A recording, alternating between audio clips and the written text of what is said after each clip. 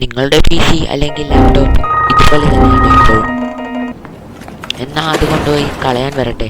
ഈ പറയുന്ന 3 കാര്യങ്ങൾ അത് നിങ്ങൾക്ക് വേണ്ടിയുള്ളതാണ്. ആദ്യം തന്നെ സെറ്റിംഗ്സ് ഓപ്പൺ ചെയ്യുക. അതിൽ ബാക്ക്ഗ്രൗണ്ട് ആപ്സ് എന്ന് സെർച്ച് ചെയ്യുക. ബാക്ക്ഗ്രൗണ്ട് ആപ്സ് അത് ഓഫ് ചെയ്യുക. അത് കൂടുതലായ ലോഡ് നിങ്ങളുടെ PCയിൽ കൊടുക്കുന്നു.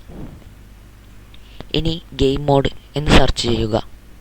ഗെയിം മോഡ് ക്ലിക്ക് ചെയ്ത് ഗെയിം മോഡ് ടേൺ ഓൺ തന്നെയാണെന്ന് ഉറപ്പുവരുത്തുക. ഇനി Windows+R ക്ലിക്ക് ചെയ്ത് ടെമ്പ് എന്ന് സെർച്ച് ചെയ്യുക.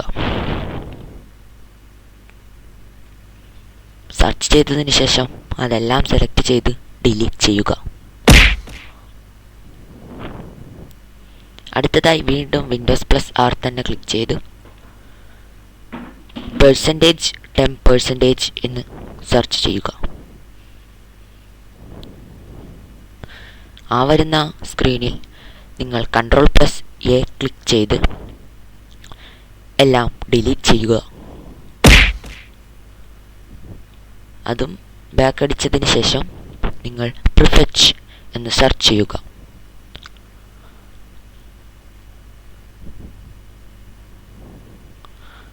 അവിടെയും Ctrl+A ക്ലിക്ക് ചെയ്ത് ഡിലീറ്റ് ചെയ്യുക.